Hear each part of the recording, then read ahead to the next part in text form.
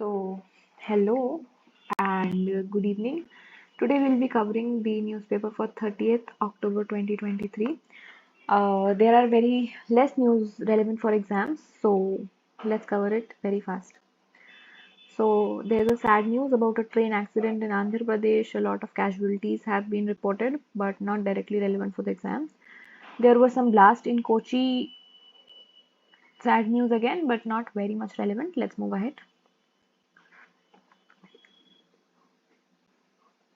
So there is one news regarding, we have been covering the topic of air pollution in Delhi for quite some time. Air pollution in Delhi for quite some time. So in that context एक news आई है कि दिल्ली में बोल रहे हैं कि BS3 and BS4 की बसेस को आप बैन करिए. Okay, so what is this BS3 BS4? Let's cover it up. What are the BS norms? BS norms are those norms जो हमें डिटरमाइन करते हैं कि कोई भी आपकी व्हीकल है तो उस व्हीकल के क्या स्टैंडर्ड्स होने चाहिए कि वो व्हीकल कितना एमिशन करे. तो एज वी प्रोग्रेस हम चाहते हैं कि हमारी व्हीकल्स कम से कम पोल्यूशन लेवल्स को एमिट करें. As a result BS norm जो होते हैं permitted pollution level from the vehicle determine करते हैं. करेंटली हम जिस फेज में है उसको हम BS6 बोलते हैं, वो है हमारी BS6 स्टेज हो जाएगी. एंड अगर हम BS6 को BS4 से कंपेयर करें, BS4 पुरानी वाली है, तो BS4 से अगर कंपेयर करें तो BS6 की जो व्हीकल है वो ज़्यादा मॉडर्न है, नई है, एडवांस्ड है. एज अ रिजल्ट ये 70% कम नाइट्रोजन डाइऑक्साइड के एमिशंस करती है और 25% कम PM 2.5 के एमिशंस करती है. ठीक है, इसमें जब हम बात करते हैं BS6 की जो व्हीकल्स हैं, that means they are more cleaner in nature हो जाएगा. इसीलिए वो कहते हैं कि जो पुराना BS है, BS3 और BS4, इनके व्हीकल्स को बैन करो ताकि ज़्यादा से ज़्यादा BS6 वाली व्हीकल्स आ पाएँ जो ज़्यादा इन्वायरमेंट फ्रेंडली और लेस पोल्यूशन हो. अच्छा, द थिंग इज हम ऐसे क्यों करें? क्योंकि जो ट्रांसपोर्ट सेक्टर है हमारा वो 25% of green house gas emissions को कंट्रीब्यूट करता है. 25%, 1/4, एक चौथाई. तो अगर हम ट्रांसपोर्ट सेक्टर से ओवरऑल एमिशंस को कम कर रहे हैं बाई अडॉप्टिंग BS6 टाइप की व्हीकल्स, तो हम ग्रीन हाउस गैस एमिशंस को भी कम करने में काफ़ी ज़्यादा सफल रहेंगे. ठीक है, एक और एक one thing that I want to tell you about this, आज का जो न्यूज़पेपर है उसके बारे में. What is it is that कि आज का जो न्यूज़पेपर है वो बहुत ज़्यादा रेलेवेंट है फॉर मेंस पर्सपेक्टिव. ठीक है, तो मैं अपना पर्सनल एक्सपीरियंस अगर आपसे शेयर करूं, द थिंग इज कि आई हैव गिवन 2 मेंस. ठीक है, फर्स्ट मेंस जो मेरा 2022 में था, I was not prepared for the mains and मैंने मेंस की तैयारी उस सिर्फ 3 महीने में की है, from June to September. Okay, so हुआ क्या कि I had no content, I had no value addition material मेरे पास बिल्कुल नहीं था. मेरे पास बाकी बेसिक चीज़ें थी, आंसर राइटिंग या जो भी है बाकी मैंने सब लोग करते हैं वो मैंने पहले से कर रखा था, बट मेरे पास कोई भी वैल्यू एडिशन नहीं था. बट अभी जो 2023 वाला अटेम्प्ट हुआ उसमें आई न्यू कि मुझे मेंस में क्या क्या चीज़ें होंगी. एज अ रिजल्ट न्यूज़पेपर से मैं पूरा साल भर मैंने, मतलब आप समझ लो जून 2022 से ऑनवर्ड्स मैंने प्रिपेयर करना शुरू किया उस चीज़ को. As a result I had a lot of value addition content, जैसे कि अभी हम बात करेंगे things like national commission for women हो गया, उससे रिलेटेड कोई न्यूज़ आया है, या फिर ट्रेड यूनियन से रिलेटेड कुछ न्यूज़ आई हैं, तो उससे रिलेटेड हम एग्जाम्पल्स को नोट डाउन करते रहेंगे जो आगे जाके बहुत इंपॉर्टेंट होंगे. होता क्या है कि आप टॉपर्स की कॉपीज़ में जब हम देखते हैं तो बहुत सारे वो लोग एग्जाम्पल्स यूज़ करते हैं कि अच्छा 2022 में ऐसा हुआ था, 2023 में ऐसा हुआ था. बट व्हेन यू सर्च ना कि अच्छा स्पेसिफिकली अगर आप गूगल पे जाके सर्च करो NCW ने लास्ट 1 साल में क्या किया, आपको एग्जाम्पल्स नहीं मिलते हैं. तो यहाँ पे न्यूज़पेपर काम आता है कि आप ऐसी ऐसी चीज़ों को एक सेपरेट मेंस की नोटबुक बना लो, उस नोटबुक में हम लिखते जाएंगे, तो that would be beneficial. Okay, so let's move. तो एक ही हमारी मेंस वर्ड भी न्यूज़ है, दैट इज यहाँ पर नेशनल कमीशन ऑफ वुमेन के पास एक केस आया कि कुछ आपत्तिजनक objectionable photographs of Hindu goddesses जो हैं वो ऑनलाइन सर्कुलेट हो रही हैं. तो उसके बारे में देखो, आप उसके बारे में आप चीज़ों को देखिए. तो उसके बारे में ये GS2 मेंस में आप इसको यूज़ कर सकते हो कि रोल ऑफ इंस्टीट्यूशंस में जब हम नेशनल कमीशन ऑफ वुमेन के ऊपर क्वेश्चन आता है उसमें अच्छे से यूज़ कर सकते हैं. क्या हम बोलेंगे, that is national commission of women क्या क्या मैटर्स में, किस किस मैटर्स में नेशनल कमीशन ऑफ वुमेन ने वो किया कि हिंदू गॉडेसेस के ऑब्जेक्शनेबल पिक्चर्स के ऊपर भी उन्होंने कदम उठाए. बिकॉज जो गॉडेसेस होती हैं वो सोसाइटी में काफ़ी इंपॉर्टेंट रोल रखते हैं, लोगों के सेंटिमेंट्स तो हर्ट होते हैं, दूसरा वो नेगेटिव सेंटिमेंट्स अबाउट वुमेन को भी पोर्ट्रे करेगा अगर हम गॉडेसेस को गलत तरीके से दिखाएंगे. उस चीज़ के बारे में आप इसको as a example note down कर सकते हैं. मूविंग अहेड, कोई खास न्यूज़ नहीं है इधर। यहाँ पे हम एक न्यूज़ आया है, Karnataka raises objections on central panel guidelines on capping the medical seats. Okay, तो ये जो हमारा पर्टिकुलर टॉपिक है ये हम ऑलरेडी 24 अक्टूबर के इंडियन एक्सप्रेस में कर चुके हैं। लेट्स सी कि बात क्या हो रही है यहाँ पर। तो यहाँ पे बात हुई थी कि बोला गया था कि सेंटर जो चाहती है कि हमारे पास जो मेडिकल सीट्स हैं, ठीक है, वो इक्वली डिस्ट्रीब्यूटेड हों, all over the country equally distributed हों, ठीक है। फॉर एग्जाम्पल हमने कहा कि मान लो जैसे तमिलनाडु एक स्टेट है जहाँ पे हम कह रहे हैं 1000 मेडिकल सीट्स हैं, और बिहार एक स्टेट है समझ लो जिनकी दोनों की ऑलमोस्ट सिमिलर पॉपुलेशन है, फिर भी बिहार में सिर्फ 60 मेडिकल सीट्स हैं। इसकी वजह से क्या होगा कि जो बच्चे मेडिकल परस्यू करना चाहते हैं वो माइग्रेट करेंगे फ्रॉम बिहार टू तमिलनाडु, पहली चीज़। दूसरी चीज़ क्या होगा कि बिहार में क्योंकि मेडिकल कॉलेजेस कम है, तो क्वालिटी ऑफ हेल्थ केयर जो बिहार में है या फिर जो भी हेल्थ केयर सर्विसेज हैं वो बिहार में काफ़ी पुअर होंगी, ठीक है। तो ऐसे रिजल्ट क्या हो रहा है कि अगर हम एक रीजन ऑफ इंडिया में बहुत सारे, जैसे अगर हम इंडिया का ऐसे मैप बनाएं, ऐसे इंडिया में हम कह रहे हैं कि यहाँ पर मान लो थोड़े ही मेडिकल कॉलेज हैं, पर यहाँ पे इतने सारे अगर मेडिकल कॉलेजेस हो जाएंगे तो उसकी वजह से होगा क्या कि यहाँ पर इंटर रीजनल डिस्पैरिटी आएगी क्वालिटी ऑफ हेल्थ केयर में। इस चीज़ को ध्यान में रखते हुए सेंट्रल गवर्नमेंट ने बोला कि to have equal distribution of seats, जो स्टेट्स जिनके पास मोर देन 100 सीट्स पर 10 लाख पॉपुलेशन या पर 1 मिलियन पॉपुलेशन, अगर आपके पास 100 सीट से ज़्यादा है तो आप कुछ समय के लिए यानी कि टेम्पोरेरीली स्टॉप करो नए सीट्स को या नए कॉलेजेस को ऐड करना, समझ रहे हो। जैसे हमने कहा कि अगर स्टेट की पॉपुलेशन 50 लाख है, ठीक है, 50 लाख है, तो अगर आपके पास मैक्सिमम 500 सीट्स होनी चाहिए, अगर आपके पास 500 सीट से ज़्यादा है तो आप कुछ समय के लिए टेम्पोरेरीली आप नई सीट्स को नहीं ऐड करोगे, ठीक है। इससे होगा क्या कि जो लोग नए मेडिकल कॉलेजेस खोलना चाह रहे हैं वो उन स्टेट्स में जाएंगे जहाँ पे कम सीट्स है, जिससे हमारे पास इक्विटेबल हेल्थ केयर हम इंश्योर कर पाएंगे, ठीक है। अब इशू क्या हुआ है कि हमने देखा है जो साउदर्न स्टेट्स हैं उनके पास हेल्थ केयर काफ़ी अच्छी है। As a result southern states में बहुत सारे मतलब मेडिकल कॉलेजेस हैं, मेडिकल सीट्स हैं। As a result southern states सबसे ज़्यादा इससे इफेक्टेड रहेंगे, तब जैसे कि Karnataka, Tamil Nadu. As a result अब इनके ऊपर ये रेगुलेशन इन्फोर्स हो जाएगा and they can not increase the seats, ठीक है। तो ये can not increase the seats. अब ये कर्नाटका जैसे स्टेट्स कहते हैं इससे होगा क्या कि हमारा डेवलपमेंट कम हो जाएगा। क्यों डेवलपमेंट कम होगा? क्योंकि पहली चीज़ क्या हो जाएगा, हाई एजुकेशन अपॉर्चुनिटीज़ उनके स्टेट में कम हो रही है, ठीक है। नया यूथ आ रहा है, कहाँ जाएगा? अगर सीट्स बढ़ नहीं रही है तो वो कहाँ जाएंगे फर्स्ट। सेकेंड थिंग क्या है, जॉब अपॉर्चुनिटीज़ भी कम हो जाएंगी। एंड थर्ड, हमारे पास क्वालिटी हेल्थ केयर जो हम हर साल नए नए ऐड कर रहे थे वो भी थोड़ा कम हो जाएगा। तो एज अ रिजल्ट डेवलपमेंट कम हो रहा है, फर्स्ट थिंग। सेकेंड थिंग क्या हो रहा है कि स्टूडेंट्स जो है, नए नए स्टूडेंट्स जो है, अब नए सीट्स नहीं बढ़ रहे हैं तो जो तमिलनाडु कर्नाटका के स्टूडेंट्स हैं वो स्टूडेंट्स क्या करेंगे, वो state such as Bihar, Jharkhand जहाँ पे नए कॉलेजेस आ रहे हैं वहाँ की तरफ जाएंगे। तो इससे क्या होगा, माइग्रेशन होगा स्टूडेंट्स का। तो इन दो रीजन की वजह से जो साउदर्न स्टेट्स हैं वो प्रोटेस्ट कर रहे हैं। Okay, moving ahead. तो दैट इज द इशू, हम ऑलरेडी कवर कर चुके थे इसलिए मैं ब्रीफ में देखा क्या बात है, क्या मुद्दा है। मूविंग अहेड, ये पूरा स्टेट से रिलेटेड है तो नॉट वेरी इंपॉर्टेंट। यहाँ पे एक छोटी सी न्यूज़ आई है कि यहाँ पे एक मार्केट है, वहाँ के वर्कर्स ने अपना ट्रेड यूनियन बनाया और उस ट्रेड यूनियन ने बार्गेन किया और अपनी वेजेस में हाइक करा, अपने वेजेस बढ़वा लिए ट्रेड यूनियन बना के। तो वही जैसे मैंने बोलता कि आप मेंस वर्ड दिया टॉपिक है कि GS2 मेंस में क्या टॉपिक आते हैं, बोलता है associations, unions and pressure groups करके एक टॉपिक है, ठीक है। तो वहाँ पे आप इसको एज एग्जाम्पल डाल सकते हो, ठीक है। जैसे जब हम लिखते हैं कि जैसे उसने बोला कि व्हाट इज ट्रेड यूनियन, ठीक है, व्हाट इज ट्रेड यूनियन जब उन्होंने बोला तो आपने लिखा कि अच्छा हाँ, ट्रेड यूनियन जो है ऐसा ऐसा है और इसकी वजह से बेनिफिट्स क्या है कि लोगों की बार्गेनिंग पावर बढ़ा देता है, लोगों को राइट और कर पाता है, लोगों को इक्वल पे दिला पाता है, ठीक है, बढ़िया बढ़िया। बट अगर आप एक नॉर्मल एस्पिरेंट और एक टॉपर की कॉपी में जो डिफरेंस होता है ना वो एग्जाम्पल से होता है।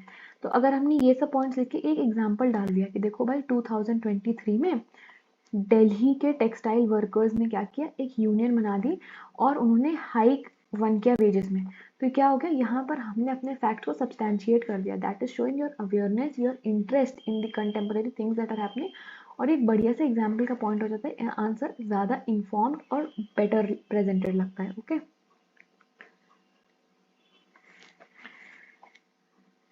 चलो नेक्स्ट, मूविंग अहेड। तो हमारे पास क्या हुआ है, अभी जब हमने इससे थोड़ी देर पहले जो न्यूज़ पढ़ रहे थे उसमें यही बात हो रही थी कि जो हमारे केरला में, कोची में या केरला में जो भी ब्लास्ट हुए वहाँ पे बहुत सारे जिहोवा विटनेसेस की डेथ हुई है, या उनके ऊपर वॉर हुआ, ठीक है, उनके ऊपर ब्लास्ट हुआ या उनके ऊपर जो भी वायलेंस हुआ, जो भी आपको। तो यहाँ पे ये समझना ज़रूरी है कि what are this Jehovah witnesses. I am sorry अगर मैं कुछ गलत प्रोनाउंस कर रही हूँ इस वर्ड को, because I do not know much about it, but that's what I can make out from the word कि क्या लिखा है। तो पार्डन मी अगर मेरा प्रोनाउंसिएशन गलत है। Okay, so let's found out of what who are Jehovah witnesses. सबसे पहले क्या हो जाएंगे, these are a Christian group. क्या है ये, क्रिश्चियंस का एक ग्रुप है। These are a Christian group, जैसे हमारे पास हिंदूज में बहुत सारे ग्रुप हैं, मुस्लिम्स में बहुत सारे ग्रुप होते हैं, सिख्स में बहुत सारे ग्रुप्स होते हैं, वैसे ही सब ग्रुप्स के तौर पे क्रिश्चियन का एक ग्रुप है जिहोवा विटनेस। फर्स्ट, सेकंड थिंग क्या हो रहा है, दे do not believe in Christian Trinity. Trinity आप ऐसे समझ लो, ट्रिनिटी मतलब ऐसा एक परिवार जैसे बना रखा है कि ये इसके बेटे हैं, ये इसकी मदर है, वो उसके पिता हैं, ऐसे करके। कि हम जैसे रहते हैं ना कि शिव जी की वाइफ पार्वती जी और गणेश जी उनके बेटे हैं, तो वैसे इनमें भी कुछ कुछ ट्रिनिटी चलती है कि मदर मैरी होती हैं, फिर उनके बेटे जीसस हैं, जीसस गॉड हैं, कुछ ऐसे ऐसे ट्रिनिटी चलती है। तो जो जिहोवा विटनेसेस होते हैं वो क्रिश्चियन ट्रिनिटी में नहीं मानते हैं, पहली चीज़। तो अब जैसे जो ट्रिनिटी होती है वो ये कहती है कि जो जीसस हैं, ट्रिनिटी ये कहती है कि जो जीसस हैं वो गॉड है, ठीक है, जीसस हैं जो गॉड है। लेकिन जिहोवा विटनेसेस इसमें नहीं मानते, और जिहोवा विटनेस कहते हैं कि हमारे जिहोवा जो हैं, जिहोवा एक गॉड है, तो जिहोवा जो है वो गॉड हैं, और जीसस क्राइस्ट जो है वो जिहोवा गॉड के बेटे हैं। तो डायरेक्टली जिहोवा, डायरेक्टली जीसस को गॉड नहीं बोल रहे, बट कह रहे हैं जीसस क्राइस्ट जो है वो हमारे जिहोवा गॉड है, उनके बेटे हैं, ठीक है। तो ये पहली चीज़। दूसरा, ये लोग भी बाइबल में मानते हैं। यहाँ इनके यहाँ पे कोई भी प्रीस्ट नहीं होते, प्रीस्ट मतलब पादरी पंडित, इनके यहाँ कोई भी प्रीस्ट नहीं होते, सारी वर्शिप ये लोग खुद से करते हैं। तो क्या क्या चीज़ हो गई, क्रिश्चियंस होते हैं, क्रिश्चियन ट्रिनिटी में बिलीव नहीं करते हैं, एज अ रिजल्ट वो ये नहीं मानते हैं कि जीसस गॉड है, वो कहते हैं जीसस जो है जिहोवा के बच्चे हैं और जिहोवा हमारे गॉड है। आगे, दे बिलीव इन बाइबल। इनके यहाँ पे कोई प्रीस्ट या कोई पादरी नहीं होते हैं, ठीक है। उसके बाद अब यहाँ पे एक डिबेट आती है स्टेट एंड रिलीजन की, ठीक है, स्टेट एंड रिलीजन। तो बहुत जगह हम मानते हैं कि स्टेट और रिलीजन बिल्कुल अलग अलग एंटिटीज है, इसको अलग रखना चाहिए। स्टेट मतलब पॉलिटिक्स या लॉ एंड ऑर्डर, इस सब से रिलेटेड चीज़ें होती हैं, एंड रिलीजन मतलब धर्म। तो ये लोग स्टेट एंड रिलीजन के सेपरेशन में मानते हैं। एज अ रिजल्ट ये लोग स्टेट की किसी भी एक्टिविटी में पार्टिसिपेट नहीं करते हैं। They do not join national armies, पहली चीज़। दूसरा, they are neutral when it comes to war between countries. तो अगर हम कह रहे हैं रशिया यूक्रेन वॉर हो रहा है, तो ना तो ये कहेंगे कि हम रशिया को सपोर्ट करें, ना ही ये कहेंगे हम यूक्रेन को सपोर्ट करें, ये बिल्कुल न्यूट्रल होते हैं। ये कहते हैं हमारा कोई लेना देना नहीं है वॉर से या फिर स्टेट से, ठीक है। थर्ड, ये पब्लिक ऑफिस में नहीं सीख करते हैं, ना ही पॉलिटिक्स को ज्वाइन करते हैं, बिल्कुल दूर रहते हैं एक्टिव पॉलिटिक्स से, ठीक है।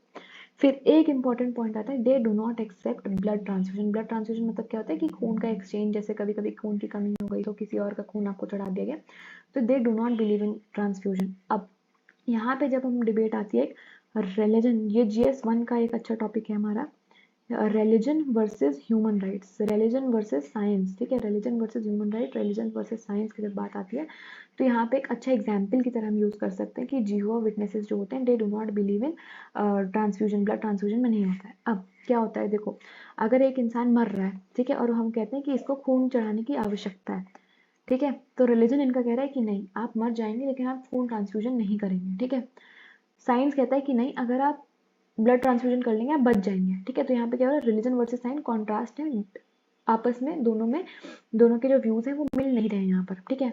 तो ये हम कहते हैं कि साइंस वर्सेस रिलीजन हो गया, ह्यूमैनिटी वर्सेस रिलीजन हो गया, कि आप रिलीजन को कितना कंट्रोल दे रहे हो ह्यूमन लाइफ पे, ठीक है।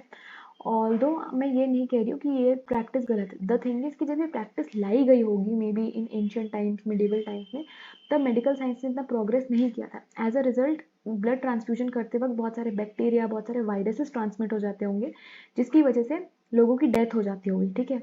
बट अब जो साइंस है उसमें काफ़ी प्रोग्रेस करते हैं, blood transfusion is a very safe.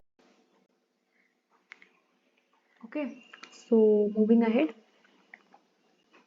फिर एक एडिटोरियल आया है, मैं एडिटोरियल नहीं, एक बेसिक आर्टिकल है, that is about inclusive classroom, ठीक है। इंक्लूसिव क्लासरूम मतलब क्या हो रहा है कि इरिस्पेक्टिव ऑफ किस रिलीजन से हो, किस जेंडर से हो, किस कास्ट से हो, कौन सी एथनिसिटी से हो, इट डज नॉट मैटर, आपने सबके लिए इक्वल, एक इंक्लूसिव, एक ऐसा एनवायरनमेंट बना रखा है जहाँ पे सब लोगों को इक्वली ट्रीट किया जा रहा है, सब लोगों को इक्वल अपॉर्चुनिटीज फॉर ग्रोथ देखने को मिल रही है, ठीक है। बट हमने देखा है कि जो हमारे एजुकेशन इंस्टीट्यूशंस हैं, स्कूल्स हैं, वहाँ पे भी कभी कभी हम ऐसी चीज़ें कर देते हैं जहाँ पे कुछ कम्युनिटी के लोगों को थोड़ा डिस्क्रिमिनेटेड फील होता है, ठीक है। लेट्स सी आर्टिकल क्या कह रहा है। तो यहाँ पे बात हो रही है कि स्टूडेंट्स को बहुत बार टीचर्स का ऐसा बिहेवियर होता है कि स्टूडेंट्स आर ऑफन पनिश्ड, ठीक है, students are often punished for questioning the teachers because it is perceived as undermining their authority, ठीक है। ये तो मेरा खुद का ही पर्सनल एक्सपीरियंस रहा है कि अगर आप टीचर से, एक ही टीचर से ज़्यादा बार क्वेश्चन पूछ लो या फिर उनसे कहो कि सर डू यू थिंक ऐसा सच में है, सर ऐसा क्यों है, तो वो कहते हैं, क्या कहेंगे कि अच्छा तुमको ज़्यादा आता है ना, लो पेन तुम ही पढ़ाने आ जाओ। द थिंग इज कि अगर आप उनसे क्वेश्चन करते हो, उनको फील होता है कि आप मेरी पढ़ाने की स्किल्स पे, मेरी काबिलियत पे, मेरी कॉम्पिटेंस पे शक कर रहे हो, ठीक है। तो वो मेंटालिटी टीचर्स की होती है। एज अ रिजल्ट क्या होता है कि बच्चे हेजिटेट करते हैं, बच्चे क्वेश्चन ही नहीं पूछते हैं, ओके। सेकेंड चीज़ ये कहते हैं कि बहुत बार देखा गया कि टीचर्स जो है बच्चों को डिस्क्रिमिनेट कर रहे हैं on the basis of, sorry, on the basis of gender, religion, ethnicity, class, caste, ठीक है। फेवरेटिज्म कर रहे हैं, किसी एक ही कम्युनिटी के बच्चे को कह रहे हैं अरे जाओ तुम पीछे बैठो, जाके जाओ तुम क्लास के बाहर खड़े हो जाओ, ठीक है। या किसी एक रिलीजन के बच्चों को टारगेट करके कह रहे हैं अरे तुम्हारी कम्युनिटी में तो कोई पढ़ा लिखा नहीं होता, मतलब इस टाइप की चीज़ें बातें करना। तो बच्चों को दिमाग में असर तो पड़ता है ना, दोनों बच्चों पे। जिस बच्चे के साथ आप डिस्क्रिमिनेशन कर रहे हो उसके मन में हेट्रेड आएगी towards the dominant community. Second, जो बाकी बच्चे देख रहे हैं वो भी समझ रहे हैं कि कैसे वो सीख रहे हैं, वो इस चीज़ को सीख रहे हैं कि अच्छा इस कम्युनिटी के बच्चों के साथ कैसे पेश आना है। बिकॉज एक स्कूल एक ऐसी जगह होती है जहाँ पर आप अपने घर से पहली बार बाहर निकलते हो, एक फॉर्मल इन्वायरमेंट में निकलते हो, प्रोटेक्टेड इन्वायरमेंट से बाहर निकलते हो। स्कूल ही वो जगह होती है जहाँ पे आप सीखते हो कि बाकी लोगों से, बाकी दुनिया से कैसे इंटरेक्ट करना है। और टीचर्स किस तरह से सब बच्चों से बात कर रहे हैं, किस तरह से बच्चों को ट्रीट कर रहे हैं, वो बहुत बड़ा इम्पैक्ट डालता है। वो एक लर्निंग लेसन बन जाता है बच्चों के लिए कि अच्छा मैम ऐसा करें तो हम भी ऐसे ही करना चाहिए, यही शायद सबसे अच्छी चीज़ है, ओके। फिर ये एक बहुत अच्छा ऐसे का पॉइंट बन सकता है क्या, the goal of education is to foster healthy relationships not only between people but also between people and society. तो वही जो हमने बताया कि जब आप स्कूल में जाते हो आप सीखते हो कि बाकी लोगों से कैसे पेश आना है, बाकी लोगों को कैसे ट्रीट करना है। That is about fostering healthy relationship between people but also between people and society. तो ना सिर्फ लोगों के बीच की हेल्दी रिलेशनशिप बट ऑल्सो लोग सोसाइटी को कैसे देख रहे हैं, किस तरह से देख रहे हैं। जैसे हम बात कर रहे हैं कि आपके करिकुलम में पढ़ाया जाता है कि रिस्पेक्ट टुवर्ड्स एल्डर होगा, या फिर आपको ट्रीटिंग अदर्स इक्वली, लोगों को स्पीच का राइट दो, जो लोग बोल रहे हैं उनकी बात सुनो। अगर ये चीज़ें सिखाई जा रही दैट मीन्स वो सिखा रहे हैं कि आपको सोसाइटी में भी कैसे पेश आना है, ठीक है। फिर यूनेस्को के according a friendly classroom can serve as a powerful weapon to reduce stigma and discrimination. अब अगर आप एक फ्रेंडली क्लासरूम में जहाँ पे जाति का, धर्म का कोई भेदभाव नहीं है, जेंडर का कोई भेदभाव नहीं है, तो वहाँ पे क्या होगा, जब बच्चों के दिमाग में कभी से भेदभाव वाली स्थिति नहीं आई। जब जैसे मेरा पर्सनल एक्सपीरियंस है, I had friends from all the communities, from Christians, Sikhs, Muslims, Hindus, I had friends from every community. So मेरे लिए शायद हर रिलीजन इक्वल था। मैं कभी किसी इंसान को इस बेसिस पे नहीं जज किया मैंने कि वो किस रिलीजन से आ रहे हैं। वाई? बिकॉज मेरे क्लासरूम के एक्सपीरियंसेस, जो मेरी बचपन की फाउंडेशनल लर्निंग थी, वो एक इक्वल फुटिंग पे थी कि सब लोग इक्वल हैं। इंसान को आप उसके पर्सनल ट्रेड्स या उनके जो पर्सनल कैरेक्टरिस्टिक्स हैं, उनके जो पर्सनल बिहेवियर, उससे जज करेंगे रादर देन वो किस कम्युनिटी से हैं, किस क्लास से हैं, अमीर है, गरीब है, उनसे आप जज नहीं करेंगे। एज अ रिजल्ट क्या होता है कि इससे स्टिग्मा कम होता है। जो आपके मन में बने हुए स्टीरियोटाइप्स होते हैं कि ऐसी कम्युनिटी के लोग वैसे होते हैं, वो चीज़ें खत्म होती है और डिस्क्रिमिनेशन खत्म होता है, ठीक है। सेकेंड, वो कहते हैं कि इंक्लूसिव क्लासरूम में बच्चे जो होते हैं they grow together in a friendly environment where everyone feels included. अब अगर जैसे हम बहुत बार स्कूल में देखते हैं कि जो अच्छे बच्चे होते हैं उनके पास थोड़े कम अच्छे पढ़ने वाले बच्चे जाते हैं कि यार प्लीज़ ये समझा दो टॉपिक। तो यहाँ पे क्या हो रहा है, जो अच्छा पढ़ने वाला बच्चा है उनका रिविजन हो रहा है, और जो उतने अच्छे नहीं है पढ़ने में उनको एक अच्छी अंडरस्टैंडिंग मिल रही है। इससे क्या हो रहा है कि दोनों का बेनिफिट हो रहा है, दोनों ग्रो कर रहे हैं और एक फ्रेंडली इन्वायरमेंट बना है। अगर आप यही सोच के रखोगे कि नहीं वो तो उस कम्युनिटी का है, मैं उससे बात ही नहीं करूँगा, या ये इस कम्युनिटी की है, मैं उससे बात ही नहीं करूँगी, तो ये फ्रेंडली रिलेशंस बन ही नहीं पाएंगे। ये फ्रेंडली एटीट्यूड जहाँ पे सब एक दूसरे के साथ ग्रो कर रहे हैं, वो चीज़ हो ही नहीं पाएगी, ठीक है। अब जहाँ हमने ये 2 इश्यूज़ देखे थे कि जहाँ पे टीचर्स बच्चों के क्वेश्चंस को as a question on authority समझते हैं या फिर बच्चों को ही डिस्क्रिमिनेट कर देते हैं, एंड हमने देखा कि स्कूल की क्या इंपॉर्टेंस होती है बच्चों के उसमें। तो अब इसको कैसे ठीक करना है, ठीक है? तो सबसे पहले वो बोलना चाहिए कि आप एजुकेटर्स को समझाइए कि उनका रोल क्या है, उनका बिहेवियर बच्चों को कैसे इम्पैक्ट कर रहा है। आज जो आप बच्चों को सिखा रहे हो, वो बच्चे भारत का अगला 70 साल का भविष्य को डिसाइड करेंगे। तो अगर उनकी फाउंडेशनल लर्निंग ही खराब है, अगर वो डिस्क्रिमिनेशन को सीख रहे हैं, तो आगे जाके भी वो यही चीज़ों को अपनी लाइफ में इम्प्लीमेंट करेंगे। अगर हम टीचर्स को ये सब चीज़ें सिखा रहे हैं, तो कहीं ना कहीं उनको भी रिस्पॉन्सिबिलिटी आएगी कि वो कैसे बिहेव कर रहे हैं, फर्स्ट। सेकेंड है कि आप उनको प्रोफेशनल ट्रेनिंग दो कि कैसे बिहेव करना है, कैसे बच्चों से बात करनी है, क्या चीज़ें बोलनी है, किस तरह से बोलनी है, ठीक है? Third, policy development and enforcement. आप ऐसा करिकुलम डिज़ाइन करो, ऐसे पॉलिसीज़ को लेके आओ जहाँ पे नहीं हो रहा। अगर आप एक चीज़, सो यहाँ पे next topic is unfolding economic tragedy. Personally what I feel is कि ये टॉपिक उन लोग के लिए ज़्यादा इंपॉर्टेंट है जो ऑप्शनल से बिलोंग करते हैं, बाकी लोगों के लिए उतना ज़्यादा, मतलब थोड़ा डीप टॉपिक है ये। खैर, ज़्यादा ही पूछ ले, इतना आपसे नॉर्मली नहीं पूछेंगे, वो ऑप्शनल में पूछ सकते हैं। खैर, फिर भी हम फटाफट से इसको कवर कर लेते हैं। बेसिक ये क्या कह रहे हैं, वो कह रहे हैं कि जो जीडीपी हम मेजर करते हैं, हम क्या करते हैं कि प्रोडक्शन डन इन ईयर के हिसाब से करते हैं कि एक साल में कितना प्रोडक्शन हुआ उसके हिसाब से क्या। फॉर एग्जांपल 100 यूनिट का हमारा प्रोडक्शन हो रहा है, तो हम कहते हैं अच्छा 100 यूनिट जीडीपी हुई। बट आर्टिकल में जो ऑथर हैं वो ये कहते हैं कि आप ये देख रहे हैं कि कितनी प्रोडक्शन हुई, रादर देन आपको ये देखना चाहिए ना कि कितना उस प्रोडक्शन में से कितनी सेल हुई है। मतलब अगर मैं कह रही हूँ कि 100 यूनिट में से सिर्फ मेरे 20 यूनिट ही बिकी हैं, तो मुझे सिर्फ 20 ही रुपए की तो इनकम हुई है ना, मुझे 100 रुपए इनकम थोड़ी ना होगी। तो वो ये कहते हैं कि रादर देन कैलकुलेटिंग प्रोडक्शन, आपको ये देखना चाहिए कि expenditure done on buying these products कितना हुआ है, इन चीज़ों को खरीदने में खर्चा कितना हुआ है इकोनॉमी का, ठीक है? तो ये यहाँ पे ये चीज़ ही बोली गई है कि रादर देन अभी आप प्रोडक्शन के बेसिस पे करते हो, rather than expenditure should equal the income because producers will earn income only when someone buys their wares, ठीक है? तो वो कहते हैं कि इनकम तभी होगी जब आप के सामान को कोई खरीदेगा, ठीक है?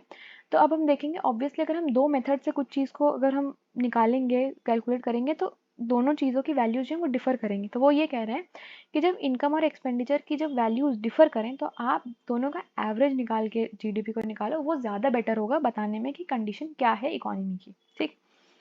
दूसरा चीज़ ये बोलते हैं कि जो जीडीपी है, तो issues with GDP, issues with GDP के क्या है? जीडीपी का इश्यूज है, हम कहते हैं ना कि हम फास्टेस्ट ग्रोइंग जीडीपी हैं या सेकंड फिफ्थ लार्जेस्ट इकोनॉमी है, ठीक है? तो कह रहे बढ़िया बात है, बट जीडीपी जो है वो क्या चीज़ नहीं दिखा रही, जीडीपी इश्यूज क्या है उनके बारे में बात हो रही है। वो कहते हैं जीडीपी जो है वो इनइक्वालिटी को हाइड कर रही है, कि कितनी इनइक्वालिटी है।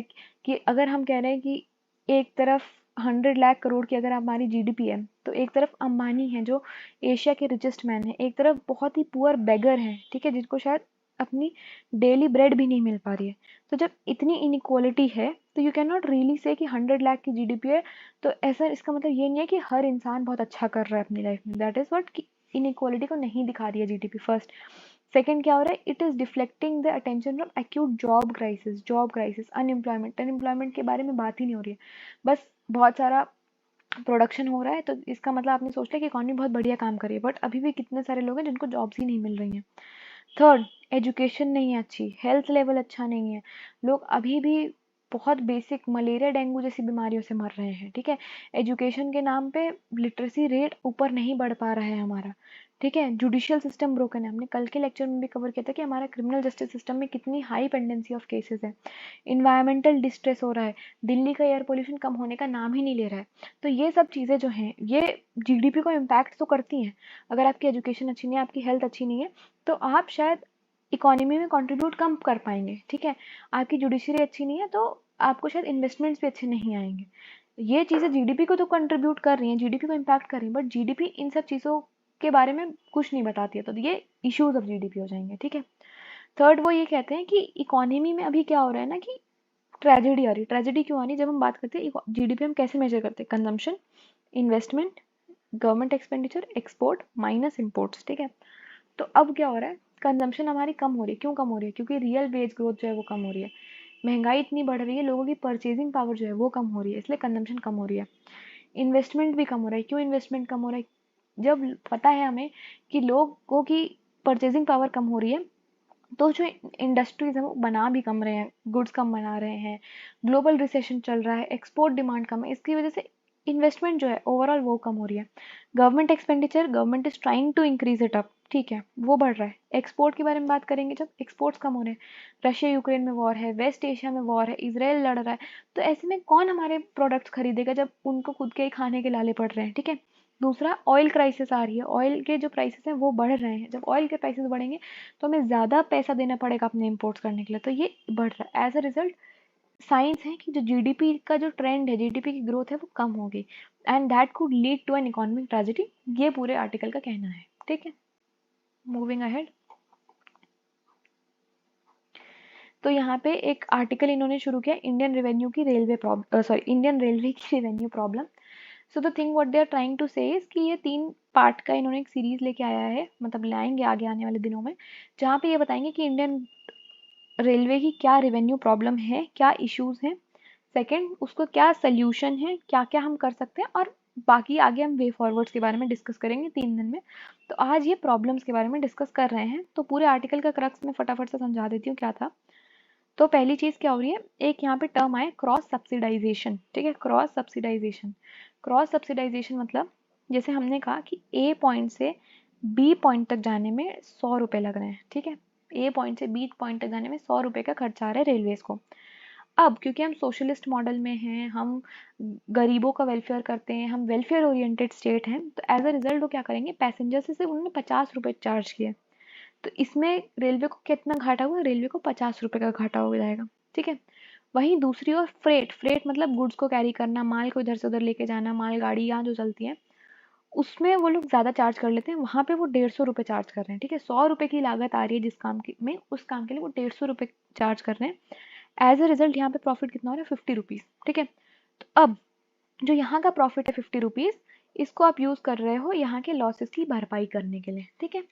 तो ठीक है ना, आपको लग रहा है हाँ तो दिक्कत क्या है, आपने जितना लॉस किया था उतने लॉस को अपने प्रॉफिट से रिकवर कर लिया, बट द मेन इशू क्या हो रहा है कि हमने देखा कि इलेक्शंस हैं, हमारा वेलफेयर स्टेट है, महंगाई है, ये सब के ध्यान में रखते हुए पैसेंजर फेयर जो आप पैसेंजर से पैसे लेते हो वो तो बढ़ने से रहे, वो तो नहीं बढ़ रहे, किसी हालत में नहीं बढ़ेंगे, ठीक है। एज अ रिजल्ट जो लॉस है वो तो फिक्स है, ठीक है, लॉस फिक्स है, लॉस नहीं कम हो रहा है। लेकिन हमने ये देखा कि जो माल आप रेलवेज के थ्रू कैरी कर रहे हो वो कम होता जा रहा है। क्यों कम होता जा रहा है, हाईवेज बन गए हैं, पोरबंदर नए नए बंदरगाह पोर्ट्स बन रहे हैं, आपका कृषि उड़ान जैसी चीज़ें आ रही हैं, आप लोकल मैन्युफैक्चरिंग को ज़्यादा प्रमोट कर रहे हो, ठीक है। इन सब चीज़ों की वजह से क्या हो रहा है कि जो फ्रेट कैरीड बाय द वो है रेलवेज वो कम हो रहा है। दूसरा क्या हो रहा है कि रेलवे में डीले इतने सारे हो रहे हैं, रेलवे में चोरी चकारी ज़्यादा हो रही है, जिसकी वजह से रेलवे के अंदर जो कॉन्फिडेंस है वो कम हो रहा है। तो अब क्या हो रहा है कि रेलवे से जो फ्रेट है वो कम जा रहा है। जब रेलवे से फ्रेट कम जाएगा तो जो प्रॉफिट्स हैं, जो रेलवे प्रॉफिट कमा रही थी वो कमा रही थी फ्रेट से, जब फ्रेट ही कम होगा तो प्रॉफिट्स कम हो जाएंगे। लॉस सेम रहे हैं लेकिन प्रॉफिट्स कम हो रहे हैं। एज अ रिजल्ट क्या हो रहा है, यहाँ पे क्राइसिस की सिचुएशन पैदा होती दिख रही है, ठीक। तो ये आज के आर्टिकल में इन्होंने इतना कवर करते हैं। अब कल के आर्टिकल से बताएंगे कि हम क्या सोल्यूशंस ला सकते हैं क्या नहीं, ओके। सो मूविंग अहेड, बाकी अगर आप चाहो तो आप पढ़ सकते हो, but that is what the crux of the article is, okay. Okay, so यहाँ पे यूएस वेनेजुएला टाइज के बारे में बात हो रही है। सबसे पहले बात कर लेते हैं कि वेनेजुएला क्या है, क्या इसका सीन है। तो ये हमारा ऊपर जो है वो नॉर्थ अमेरिका है, ठीक है, नीचे हमारा साउथ अमेरिका है, यहाँ पे हमारा वेनेजुएला है, ऊपर हमारा ये यूएस है, ठीक है। अब वेनेजुएला के पास वन ऑफ द वर्ल्ड के लार्जेस्ट ऑयल रिजर्व्स हैं, जैसे माराकाइबो बेसिन हो गया, ये सब हो गया, यहाँ पे वर्ल्ड के लार्जेस्ट ऑयल रिजर्व्स हैं। एज अ रिजल्ट ये कंट्री काफ़ी रिच होने का पोटेंशियल रखता है, काफ़ी इकोनॉमिक पोटेंशियल रखता है। बट 2013 के आसपास से देखा गया कि यहाँ पर बहुत सारा ह्यूमैनिटेरियन वॉर हो रहा है, जीनोसाइड हो रहा है, नरसंहार हो रहा है, ठीक है। बहुत सारे लोगों को भगा दिया जा रहा है, जिसको हम बोलते हैं मास एक्सोडस, ठीक है। एथनिसिटी पे वॉर हो रहे हैं, मतलब सिचुएशन खराब है, सोशल इकोनॉमिक सिचुएशन बहुत खराब है वेनेजुएला की। इस कंटेक्स्ट में क्या हुआ है, नेशन सच एज यूएस और ईयू ने इनके ऊपर बहुत सारे इकोनॉमिक सैंक्शंस लगा दिए। सैंक्शंस क्या लगा दिए, जैसे मान लो अब इनके पास तो बहुत सारा, इनकी जो पूरी इकोनॉमी है वो ऑयल पे डिपेंडेंट थी, तो यूएस ने कहा कि आप डॉलर नहीं यूज़ कर सकते, आप डॉलर ही नहीं यूज़ कर सकते हो, you can not use dollar, ठीक है। अब जब पूरे दुनिया भर में जो जितना भी व्यापार है वो डॉलर में हो रहा है और आपने कहा कि हम डॉलर ही नहीं यूज कर सकते, जिसकी वजह से हुआ क्या कि वेनेजुएला का जो पूरा ऑयल का मार्केट है, जो पूरा मार्केट है वो ठप पड़ गया। ठीक, ओके। अब तो ये थी पूरी स्टोरी। तो यहाँ पे हमारे पास क्या, socio economic crisis, mass exodus हुआ, बहुत सारे पीपल को बाहर भगा दिया गया, क्राइम्स अगेंस्ट ह्यूमैनिटी, ये सब चीज़ें हुई, जिसकी वजह से क्या हुआ, बहुत सारे सैंक्शंस लग गए। ठीक है। तो अब 2013 में जहाँ वेनेजुएला लैटिन अमेरिका की 4th लार्जेस्ट इकोनॉमी थी, वहाँ अब आज के समय में वेनेजुएला रीजन की पुअरेस्ट इकोनॉमी बन गई है। ठीक है। तो जहाँ एक तरफ आप 4th लार्जेस्ट इकोनॉमी थे, आज आप पुअरेस्ट इकोनॉमी बन गए हो। ठीक है। लेकिन टर्न कब आया, जब रशिया यूक्रेन वॉर हुआ। फरवरी 2022 में जब रशिया यूक्रेन वॉर शुरू हुआ, हमने तब पढ़ा था, उस समय पे न्यूज़ आई थी कि जो ईयू है, यूरोपियन यूनियन है, वो 60% ऑफ द ऑयल जो है वो रशिया से खरीद रहा है। ठीक है। 60% ऑफ ऑयल रशिया से खरीद रहा है। As a result it is dependent on Russia. ठीक है।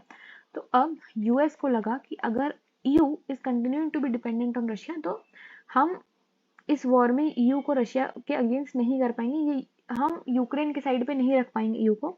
एज अ रिजल्ट यूएस ने क्या किया, यूएस ने वेनेजुएला के ऊपर से जो सैंक्शंस है वो हटा दिए कि ठीक है आपके ऊपर सैंक्शंस नहीं है, आप ऑयल प्रोड्यूस करो। ठीक है, आप ऑयल प्रोड्यूस करना शुरू करो। ठीक है, सो दैट अब जो ईयू जो रशिया से ऑयल ले रहा था वो आप वेनेजुएला से ऑयल खरीद ले। ठीक है, जिसकी वजह से क्या होगा कि EU is not now dependent on Russia. तो ये चीज हुई। ठीक, दूसरा पॉइंट क्या हुआ, दूसरा पॉइंट ये हुआ, जैसे हम बात करते हैं ना, दुश्मन का दुश्मन दोस्त, तो होता क्या है कि यूएस और रशिया की आपस में नहीं बनती है, यूएस और वेनेजुएला की आपस में नहीं बनती है। एज अ रिजल्ट क्या हुआ, रशिया जो है वो लैटिन अमेरिका में वेनेजुएला जैसे रीजन्स में अपना इन्फ्लुएंस बढ़ाने लगा था। ठीक है।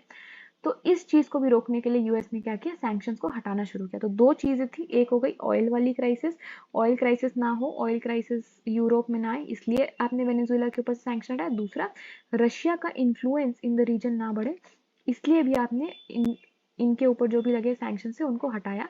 उसी कंटेक्स्ट में पूरा आर्टिकल बात कर रहा है। ठीक है, मूविंग अहेड। यहाँ पे जनरेटिव एआई के बारे में बात है। एक क्वालकॉम करके एक कंपनी है जो जनरेटिव एआई में मार्केट में घुसने की कोशिश कर रही है। नॉट इम्पॉर्टेंट कौन क्या कर रहा है, but let's talk about generative AI, what is it and क्या क्या इसके चीजें हैं इससे related. Okay, so generative AI मतलब क्या हो रहा है, generative AI is a AI tool. ठीक है, एआई का एक टूल है that can use commands to build a content on its own. मतलब क्या हो रहा है कि जनरेटिव एआई में मैंने कमांड दी कि आप एक इमेज बना दो of create my image holding an apple. ठीक है, मेरी इमेज, मैंने कभी, मेरी कोई ऐसी इमेज एग्जिस्ट नहीं करती जहाँ मैंने एप्पल पकड़ रखा है, बट मैंने जनरेटिव एआई को बोला कि आप मेरी इमेजेस को यूज करके आप एक ऐसी इमेज बनाओ, तो वो अपने आप ऐसी इमेज बना देगा। ठीक है, दैट इज व्हाट कि it is creating content on its own, ऐसा कंटेंट जो एग्जिस्ट ही नहीं कर रहा है। ठीक है, और इसका एक एग्जांपल है चैट जीपीटी। तो मैंने बोला कि चैट जीपीटी आप मुझे एक असाइनमेंट बनाइए जहाँ पे आप सुप्रीम कोर्ट में मुझे 100 वर्ड्स लिख के दो। ठीक है, 100 वर्ड्स ऑन सुप्रीम कोर्ट। तो वो क्या करेगा, वो 10 वेबसाइट को सर्च करेगा क्या क्या है, क्या क्या नहीं है, किसने क्या लिखा है, और वो मुझे एक प्रॉपर, एक बिल्कुल नया असाइनमेंट जैसा कंटेंट बना के दे देगा सुप्रीम कोर्ट में। That is known as generative AI. ठीक है, अगर हम यही चीज बोलें नॉन एआई को कि अच्छा, नॉन एआई को बोलें कि आप एक इमेज बनाओ होल्डिंग एन एप्पल, तो वो क्या करेगा, वो गूगल सर्च कर देगा कि दुनिया भर में जितने भी लड़कियों की फोटोज हैं जहाँ पे उन्होंने एप्पल को पकड़ रखा है, वो उनकी फोटोज मुझे ला के दे देगा। तो वो क्या करेगा, एग्जिस्टिंग फोटोज या एग्जिस्टिंग कंटेंट में से ही छांट के आपको दे रहा है। वो नॉन एआई काम हो गया, बट एआई काम नहीं हो रहा, खुद से बना रहा है। जनरेटिव एआई मतलब खुद से जनरेट कर रहा है वो चीजें। ठीक है, अच्छा, ठीक है, सुनने में तो बहुत अच्छा लग रहा है कि भाई यार बढ़िया चीज़ है तो, बट इश्यूज क्या है, इश्यूज ये हैं, रिस्पॉन्सिबिलिटी कौन लेगा। ऐसा कंटेंट अग्रेसिव हो सकता है, ऑफेंडिंग हो सकता है, आपने कुछ भी जनरेटिव एआई ने बना दिया, ऐसा कुछ भी हेटफुल कमेंट कर दिया या किसी को ऑफेंड कर दिया, किसी की डिग्निटी को हैम्पर कर दिया, उस चीज़ की कौन रिस्पॉन्सिबिलिटी लेगा। क्या वो कंपनी रिस्पॉन्सिबल होगी जिसका वो सॉफ्टवेयर है, या वो पर्सन जिसने वो कमांड दिया है। ठीक है, कंपनी क्या कहेगी, कंपनी कहेगी यार मैंने तो एआई का सॉफ्टवेयर बनाया ना, अब कमांड देने वाला जाने ना उसने क्या कमांड दिया, क्या एआई ने बनाया। ठीक है, जिसने कमांड दिया, जिस पर्सन ने, वो कहेगा मुझे क्या पता एआई क्या बनाएगा, मैंने तो बस एक कमांड दिया था, उसने क्या बना दिया, मैं कैसे रिस्पॉन्सिबल हूँ। ठीक है, तो सबसे इंपॉर्टेंट है कि रिस्पॉन्सिबिलिटी किसकी होगी, हु विल बी रिस्पॉन्सिबल। ठीक, सेकेंड, यहाँ पे बात आ रही है बायसेस। बायसेस मतलब एआई जो है वो सीखता है डेटा से, ठीक है। अब आपने जिस प्रकार का डेटा दिया है उसमें जो बायसेस हैं वही बायसेस जनरेटिव एआई के कंटेंट में आएंगे, ठीक है। इसका बहुत ही अच्छा एग्जांपल है कि हमने बोला कि create a photo of a restaurant का शेफ, ठीक। अब 90% अगर चांसेस है उसमें कि वो रेस्टोरेंट में मेल शेफ को दिखाएंगे, ठीक है। ऐसा तो नहीं है कि फीमेल शेफ्स होती नहीं है, बट क्योंकि मेजोरिटी ऑफ द डेटा जो अवेलेबल है वो मेल शेफ्स का है, तो 90% चांस है कि जो डेटा एआई दिखाएगा वो एक मेल शेफ का होगा। तो यहाँ पे क्या हुआ है कि बायस इन्फोर्स हो गया कि मेन जो होते हैं वो बेटर शेफ्स हैं, या मेन जो है वो ज़्यादा हाई पेइंग जॉब्स कर सकते हैं, ठीक है। तो ये बाइसेस कैसे ख़त्म करने हैं या बाइसेस ना आए जनरेटिव एआई के कंटेंट में, इसको कैसे इंश्योर करना है। थर्ड हमारे पास है प्राइवेसी। अब जैसे मान लो मैंने बोला कि give me a picture of Virat Kohli with his daughter, ठीक है। अब ऑब्वियसली उन्होंने अपनी डॉटर की ज़्यादा पिक्चर शेयर नहीं कर रखी हैं, बट अगर एआई ऐसी कोई पिक्चर लेके आता है, जनरेट करता है, तो वो violation of privacy of Virat Kohli हुई कि नहीं। तो एआई कौन सा डेटा यूज़ कर रहा है, कहाँ से डेटा एक्सट्रैक्ट कर रहा है, वो चीज़ें भी हमें देखनी है, वो प्राइवेसी के अंदर आएगा। Fourth is deep fake. Deep fake मतलब क्या होता है, फेक मतलब कोई नकली चीज़ बनाना, ठीक है। एंड डीप मतलब वो इतनी ज़्यादा लेवल, डीप लेवल पे डिफाइन की हुई है कि आप उसको डिफ्रेंशिएट ही नहीं कर सकते कि असली है नकली है। जैसे मान लो हमने बोला कि generate a video of Elon Musk supporting violence in Hamas, ठीक है। अब obviously he is not supporting violence in Hamas and no sane person would do that, but अगर मैंने डीप फेक्स ऐसी वीडियो बना के इंटरनेट पे डाल दी, तो imagine the amount of response it will generate, या नेगेटिव इम्पैक्ट जो होगा इस चीज़ का, ठीक है। तो यहाँ पे डीप फेक आप जनरेटिव एआई को क्या कमांड दे रहे हो, उससे क्या बनवा रहे हो, उससे आप डीप फेक तक बनवा सकते हो, ठीक है। जो चीज़ उन्होंने कभी कही नहीं है वैसा उनका कहता हुआ एक वीडियो, मतलब एक वीडियो आ जाएगा जिसमें वो एक्चुअली में वो बोलते हुए दिखेंगे। तो ये सब चीज़ें भी आप एआई से करा सकते हो। तो ये 4 इश्यूज हैं जो हमें टैकल करने हैं, जो हमें गवर्नेंस के थ्रू टैकल करने हैं, ताकि एआई से ये इश्यूज ना हो, ठीक है। बाकी ये सब क्या है, नॉट इम्पॉर्टेंट। स्नैपड्रैगन में पता नहीं क्या क्या लिखा है, प्रोसेसर्स नॉट इम्पॉर्टेंट। जो इम्पोर्टेंट था जनरेटिव एआई से वो हमने कर लिया है, ठीक है। फिर यहाँ पे बात आई है कि पीएम मोदी ने डिस्कस किया सिक्योरिटी, वेस्ट एशिया की जो सिक्योरिटी सिचुएशन है विद इजिप्शियन प्रेसिडेंट, ठीक है। तो क्यों, जब हम बात करते हैं इसराइल की, तो इसराइल ये है, मान लो यहाँ पे गाजा स्ट्रिप है, सारा जो इशू हो रहा है वो गाजा स्ट्रिप पे ही हो रहा है, ठीक है। और इजिप्ट जो है वो बॉर्डर करता है गाजा स्ट्रिप को, एज अ रिजल्ट इजिप्ट एक बहुत ही इंपॉर्टेंट स्टेक होल्डर बन जाता है पूरे वॉर में, ठीक है। तो इंडिया ने क्या किया, इंडिया ने बोला कि we share the concerns regarding terrorism, loss of civilian lives है ना। तो यहाँ पे इंडिया ने बात करने की कोशिश करी ताकि समझ सके सिचुएशन, एक स्टेक होल्डर की तरह, एक रिस्पॉन्सिबल एंटिटी की तरह हम वहाँ पे जाके अपने आप को प्रेजेंट कर सकें, ठीक है। दूसरा, इंडिया ने जब राहत भेजी थी, ह्यूमैनिटेरियन असिस्टेंस भेजा था in terms of medicine, in terms of food and all these things, supplies जब भेजे तो उन्होंने कहाँ भेजे थे, उन्होंने इजिप्शियन एयरबेस पे भेजे थे कि अच्छा वहाँ के रास्ते आप क्या करो, हमस में भेज दो। तो इजिप्ट एक इंपॉर्टेंट स्टेक होल्डर है इसराइल वॉर में। तो इंडिया क्या कर रहा है, इंडिया इसराइल वॉर के अंदर इजिप्ट के साथ नेगोशिएट करने की कोशिश, इजिप्ट के साथ बात कर रहा है ताकि पीस जल्दी से जल्दी रिस्टोर की जाए, ठीक। दूसरी चीज़ ये हमने कल भी पढ़ी थी, फर्स्ट पेज की न्यूज़ थी हमारे कल, कि इंडिया ने जनरल असेंबली में वोटिंग से अब्सटेन किया था, जहाँ पे वोटिंग की गई थी कि सारे सीज फायर को डिक्लेयर करो वॉर में। उस वोटिंग से इंडिया ने एब्सटेन किया, एब्सटेन मतलब मना कर दिया, या इंडिया ने वोट नहीं दिया था। तो इंडिया ने ऑफिशियली बताया कि इसने क्यों नहीं किया। तो उन्होंने कहा कि जो रिजोल्यूशन था उसने एक्सप्लिसिटली कंडेम नहीं किया, कड़े शब्दों में या साफ शब्दों में कहीं पे भी निंदा नहीं की थी हमास ने जो इसराइल पर अटैक किया था 7 अक्टूबर, उस वॉर की, उस अटैक की कहीं पे भी निंदा नहीं है पूरे रेजोल्यूशन में, इसलिए इंडिया ने उसको सपोर्ट नहीं किया, ठीक है। मतलब हमास ने जो इसराइल पर अटैक किया, आपको उसकी भी निंदा करनी चाहिए। आप सीज फायर कराने जा रहे हो, इसराइल अब क्योंकि काउंटर रिटेलिएशन में अटैक कर रहा है, हमास इधर से बहुत सारा अटैक कर रहा है, सीज फायर होनी चाहिए, बिल्कुल होनी चाहिए। बट यहाँ पे जो हमास ने इसराइल के ऊपर 7 अक्टूबर को वॉर किया, ओपनिंग फायर सबसे पहले शुरू की, उस चीज़ के कंडेम नहीं हो रहा है, इसलिए इंडिया ने नहीं इसको किया, ठीक है। The thing is when we are preparing for things like bureaucracy and all, हमें ये नहीं मैटर करता कि आप क्या सोच रहे हैं, मैटर ये करता है कि गवर्नमेंट का क्या स्टैंड है, आप कितना समझ रहे हो उस गवर्नमेंट के स्टैंड को, एंड आप उसको सपोर्ट करना है, ठीक है। आपको उसको सपोर्ट करना है। If you want to be in bureaucracy you need to understand the government and उनके स्टैंड को सपोर्ट करना है। यहाँ पे आपके ओपिनियंस की उतनी जगह नहीं है, बिकॉज गवर्नमेंट में बहुत लर्नेड लोग बैठे हैं, बहुत स्ट्रैटेजिक लोग बैठे हैं जो सिचुएशंस को हमसे ज़्यादा अच्छे से समझते हैं, ठीक है।